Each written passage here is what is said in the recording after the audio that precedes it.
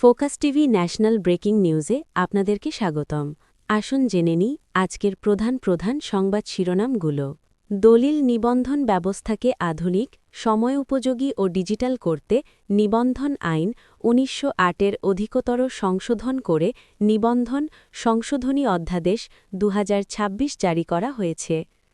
সাবেক প্রধানমন্ত্রী ও বিএনপির চেয়ারপারসন খালেদা জিয়ার মৃত্যুতে শোক জানিয়েছেন সৌদি আরবের বাদশাহ Salman bin Abdul Aziz Al Saud ও যুবরাজ Mohammed bin Salman. National equipment identity register NEIR চালুর পর ক্লোন ফোন নিয়ে বেরিয়ে এসেছে ভয়াবহ তথ্য। পূর্বাচলের বাংলাদেশ চায়না ফ্রেন্ডশিপ এক্সিবিশন সেন্টারে বাণিজ্য মন্ত্রণালয় ও রপ্তানি উন্নয়ন ব্যুরো ইপিবিএর যৌথ উদ্যোগে শুরু হল ৩০তম ঢাকা আন্তর্জাতিক বাণিজ্য মেলা ২০২৬। বাংলাদেশের সঙ্গে বহির্বিশ্বের সম্পর্ক ভালো উল্লেখ করে পররাষ্ট্র উপদেষ্টা মোহাম্মদ তৌহিদ হোসেন বলেছেন, আসন্ন জাতীয় নির্বাচন নিয়ে বিদেশি কোনো চাপ নেই। আসন্ন ত্রয়োদশ জাতীয় সংসদ নির্বাচনে মনোনয়নপত্র গ্রহণ ও বাতিলের বিষয়ে রিটার্নিং অফিসারের সিদ্ধান্তের বিরুদ্ধে আপিল করার পদ্ধতি স্পষ্ট করেছে নির্বাচন কমিশন। কোনো প্রার্থীর মনোনয়নপত্র বাতিল হলে বা কারও মনোনয়নপত্র গ্রহণের বিরুদ্ধে অন্য কোনো প্রার্থী সংক্ষুব্ধ হলে নির্বাচন কমিশনে নির্ধারিত পদ্ধতিতে আপিল করতে হবে। ২০২৬ শিক্ষাবর্ষে কয়েকটি পাঠ্যপুস্তক সংশোধন করেছে অন্তর্বর্তী সরকার।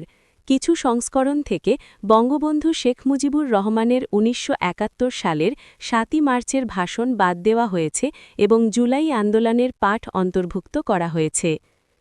পোস্টাল ব্যালটে ভোটদানের ছবি বা ভিডিও সামাজিক যোগাযোগ মাধ্যমে শেয়ার করলে সংশ্লিষ্ট ভোটারের জাতীয় পরিচয়পত্র এনআইডি ব্লক করা সহ কঠোর শাস্তিমূলক ব্যবস্থা নেওয়া হবে বলে জানিয়েছে নির্বাচন কমিশন। শরীফ ওসমান হাদির হত্যাকাণ্ডের বিচার নিয়ে তাড়াহুড়ো করার কোনো সুযোগ নেই বলে মন্তব্য করেছেন পররাষ্ট্র উপদেষ্টা মোহাম্মদ তৌহিদ হোসেন।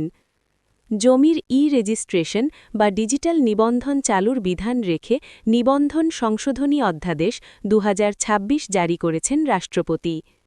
ডিসেম্বরের অবকাশ শেষে সুপ্রিম কোর্টের হাইকোর্ট বিভাগের বিচারকার্য পরিচালনার জন্য ৬৬টি বেঞ্চ গঠন করা হয়েছে। ন্যাশনাল ইকুইপমেন্ট আইডেন্টিটি রেজিস্টার ব্যবস্থা চালুর প্রতিবাদ এবং বিটিআরসি ভবনে হামলার ঘটনায় গ্রেপ্তার হওয়া ব্যবসায়ীদের মুক্তিসহ কয়েক দফা দাবিতে রাজধানী ঢাকায় জমায়েত ও অবস্থান কর্মসূচি ঘোষণা করেছে স্মার্টফোন ও গ্যাজেট ব্যবসায়ীদের সংগঠন মোবাইল বিজনেস কমিউনিটি বাংলাদেশ। সুইজারল্যান্ডের ক্র্যান্স মন্টানা স্কি রিসোর্টে অগ্নিকাণ্ডে প্রাণহানির ঘটনায় গভীর শোক ও সমবেদনা জানিয়েছেন প্রধান উপদেষ্টা অধ্যাপক মোহাম্মদ ইউনুস। সড়ক পরিবহন ও সেতু উপদেষ্টা মোহাম্মদ ফৌজুল কবির খান বলেছেন, দুর্ঘটনার মূল কারণ রাস্তার অভাব নয়, বরং বিশৃঙ্খলা ও নিয়ম না মানা। এগুলোই ছিল আজকের সর্বশেষ সংবাদ শিরোনাম। আমাদের পরবর্তী সংবাদ দেখার জন্য ফোকাস টিভির সাথে থাকুন। ধন্যবাদ।